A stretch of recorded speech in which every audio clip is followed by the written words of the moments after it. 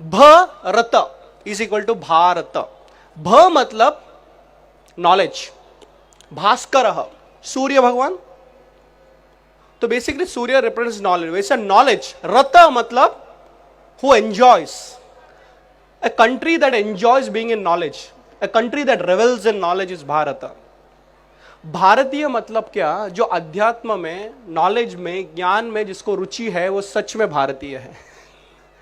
केवल पासपोर्ट पे या आधार कार्ड पे भारतीय बनना वो तो बहुत छोटी बात है। जिसका जीवन का लक्ष्य भगवान की प्राप्ति करना है, मोक्ष की प्राप्ति करना है, ज्ञान की प्राप्ति करना है, वो सच में भारतीय है। So if India has to rise, please understand, India will rise only the knowledge way. Economic तरह बनना, सबको अच्छे अर्थव्यवस्था देना, वो तो एक बात है। But you will be also surprise अगर भारतीयों ने अपना जो अंतर बल है, जिसको कहते हैं inner strength, that is knowledge, ये अगर नहीं समझा तो हम नहीं आगे जा सकते। इसीलिए बाहर के जग में भी अगर आप देखें, India has contributed a lot in the knowledge field. For example IT sector.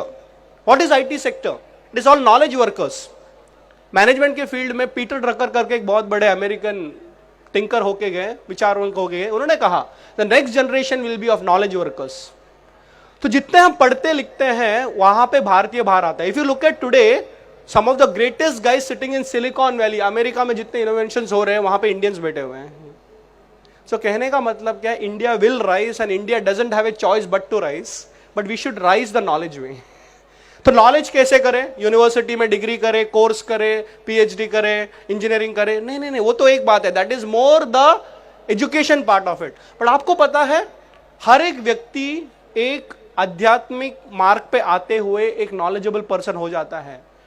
इसलिए मैं आपको एक सजेशन देना चाहूंगा, हर दिन 15 मिनट अगर हो सके तो आधा घंटा कोई ना कोई शास्त्र का अध्ययन करना अपने घर पे। वो भगवत गीता हो सकती है, महाभारत हो सकती है, रामायण हो सकता है, जो भी आप अपने कल्चर, अपने रिलीजन के हिसाब से जब आप पढ़ते हो, एंड स्पेशली अगर माता पढ़ती है, कोई भी, आजकल तो सारे scriptures are available in local languages, Hindi, Marathi, Gujarati, जो भी आप पढ़ते हो, तो you know what, you are actually becoming a knowledge worker. Ramayana की कथा पढ़ते हो तो उसको कथा करके मत देखना, उस कथा के थ्रू आपको कहीं ना कहीं आपको पता चलता है कि जीवन को कैसे चलाना, उसके मूल्य, उसका नॉलेज, उसका ज्ञान आपको मिलता है। तो हमको कॉलेज में जाना वो तो एक बात का नॉलेज हो गया, लेकिन घर पे बैठ के हमारे शास्त्रों का अध्ययन करना, दिस इज ऑल्सो नॉलेज। इस तरह वहां पे भारत का निर्माण होता है। somebody asked me that how can I contribute to national development? मैं बोला एक चीज करो, आपके घर पे पूजा रूम है? बोलता हाँ। वहां पे एक भगवत गीता या कोई भी किताब रखी है? बोलता हाँ। उसको खोलो, पढ़ो, और समझ में नहीं आया था कोई साधु संत को पूछो। यहाँ पे बहुत सारे साधु संत हैं जिन्होंने पढ़ा है। Clarify the doubt. और फिर आपको जब क्लैरिटी आती है, स्वामी विवेकानंद ने कहा था ना, educate a woman and educate a family. Make a woman knowledgeable, you make the family knowledgeable.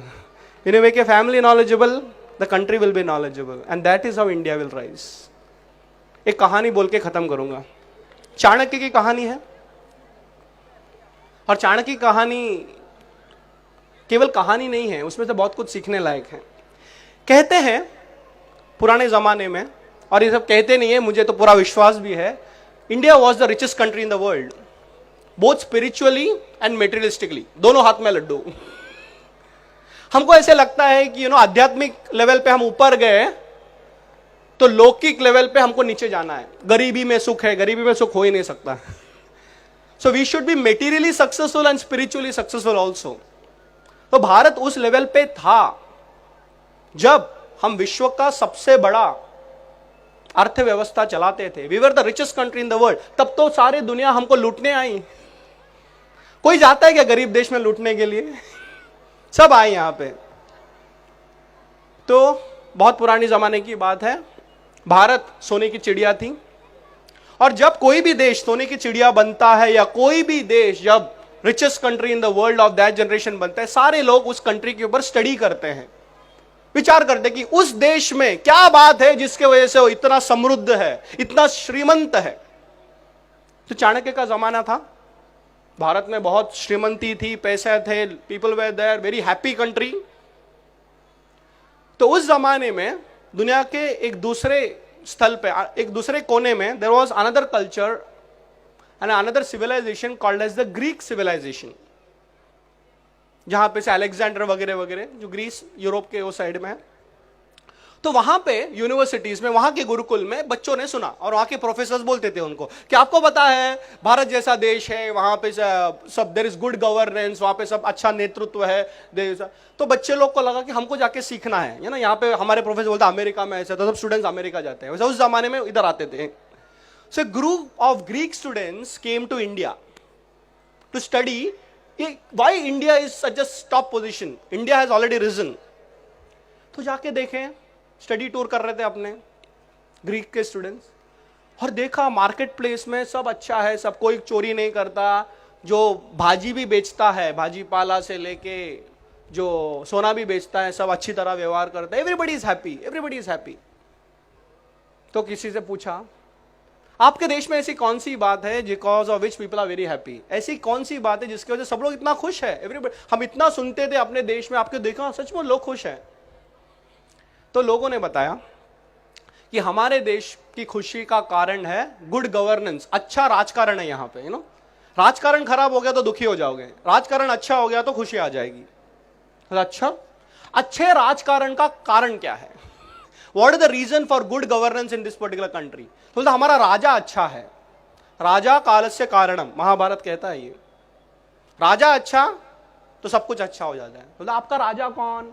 तो बोला चंद्रगुप्त मौर्य, जो चाणक्य के स्टूडेंट थे, अच्छा राजा है। Very good. तो बोला हम इतनी दूर से आए हैं, इतने विदेश से आए हैं, क्या हम आपके राजा को मिल सकते हैं क्या? बोला क्यों नहीं मिल सकते, हमारा राजा तो ओपन डोर पॉलिसी, सब मिल सकते हैं उसको। कल सुबह जाना 10:30 बजे, कोई भी जा सकता है। जाते हैं अगले दिन, जब अगले दिन जाते हैं वहां पे, तो वो चंद्रगुप्त को पूछते हैं कि हमने सुना है अपने देश में कि आपका देश इतना है, हमने देखा एंड गारंटीड वेरीफाइड, अरे बहुत अच्छा है आपका देश। लोगों से हमने पूछा कि आपका खुशी का कारण क्या है? तो बोलता है यहाँ पे अर्थव्यवस्था अच्छी है, राजकारण अच्छा है, और राजकारण का रीजन है कि आप अच्छे राजा हैं। तो हमको ये जानना है कि इसका रहस्य क्या है, what is the reason in the secret of you being a great king, how do you run this particular country, आप इस देश को कैसे चलाते हो? तो चंद्रगुप्त हंसे, मैं इस देश को नहीं चलाता। हाँ, मैं इस देश को नहीं चलाता। फिर कौन चलाता है? मेरा गुरु चलाता है। कौन है आपका गुरु? चाणक्य। अच्छा ठीक है, आपसे तो जवाब मिल गया। आप बोलते भाई देश ही नहीं चलाता, सब बोलते आप चलाते हो। इतने दूर से आए, क्या हम आपके गुरु को मिल सकते हैं? बोले क्यों नहीं मिल सकते, कहाँ रहते हैं? वो जंगल में रहते हैं। हाँ, कंफ्यूज। राजा बैठा है यहाँ पे, प्रजा बोलती है राजा चलता है, राजा बोलता है मैंने चलाता है, और वो बोल कहा कौन चलाता है? वो कोई जंगल में बैठा हुआ आदमी। मिल सकते हैं? हाँ, ओपन डोर पॉलिसी। मेरा तो 10:30 बजे आपको आना पड़ता है, उधर कभी भी जा सकते हो, 24 घंटा गुरुकुल खुला रहता है। ये जाते हैं वहां पे, तो एक ब्राह्मण को देखता है वहां पे, तो देखते हैं, बोलते कि चाणक्य चाणक्य कोई है क्या? सीधा साधा आदमी, वहां पे कुछ झाड़ू वगैरह मार रहा था। हाँ बोलिए। नहीं, चाणक्य से मिलना था। मैं ही चाणक्य हूं। आप राजा के एडवाइजर, सब बोलते पूरा राजकारण चलाते हो आप, ये क्या है? सादा सा ड्रेस डाल के जंगल में बैठा, आप कैसा राज्य चलाते हो? हाँ बैठो। तो बच्चे लोग बहुत कंफ्यूज हो गए। बच्चों ने बोला कि हम अपने देश में सुन के आए कि अच्छा राज्य है, जो प्रजा है उसको पूछते हैं राज्य कैसे अच्छा चलता है, बोलता है राजा की वजह से। राजा को पूछते हो राज्य कैसे चलाते हो, बोलते आप चलाते हो। अब आप बताइए कि आप राज्य कैसे चलाते हो? तो कहता मैंने राज्य चलाता। कंफ्यूज। तो कौन राज्य चलाता है? बोले धर्म राज्य चलाता है। It is the Lord who runs the country. तो फिर आप क्या करते हो? हाँ, ये अच्छा प्रश्न है, आप स्टूडेंट्स हो ना, इसका भी मैं जवाब दूंगा। मेरा काम यही है कि राजा को भगवान का मार्ग बताऊं। So every raja has to operate from a spiritual side and the guru shows him the way. अब राजा राम के बारे में देखिए। राजा राम, रामायण में आप कहते हैं कि ही इज एन आइडियल, पुरुषोत्तम। राम राज्य की कल्पना केवल ऐसे राज्य की, मतलब सब लोग खुश थे, इतना तक कि nature was blessing that particular राज्य। आपको पता है रामायण आप पढ़ोगे, वाल्मीकि रामायण पढ़ो या आध्यात्मिक रामायण पढ़ो, आप देखोगे कि कहते वहां पे उतना ही बारिश होता है, ना एक ज्यादा ना एक कम। ज्यादा बारिश होगी तो भी प्रॉब्लम है, कम बारिश हो तो भी प्रॉब्लम है, क्योंकि जब एक राजा भगवान के नाम पे राज्य चलाता है, निसर्ग भी, nature also blesses that particular country. तो हमारे यहां पे राजाओं को गुरु बताते थे कि कैसे राज्य चलाना है। इसीलिए जब कृष्ण राजा बने तो वो कहते थे कि मेरे को सांदीपनी गुरु ने बताया। कहने का मतलब यह है कि यहां पे बैठे जितने लोग हैं कहीं ना कहीं कल जाके अपने अपने फील्ड के राजा बनेंगे।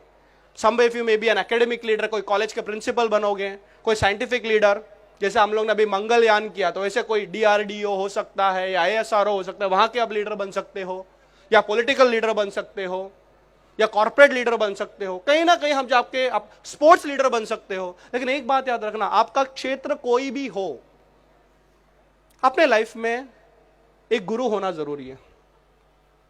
अब गुरु कोई करने वाली चीज नहीं होती, पकड़ो मुझे गुरु बनना है या मुझे गुरु बनाओ या आप मेरे गुरु बन जाओ। नहीं नहीं, गुरु कौन है?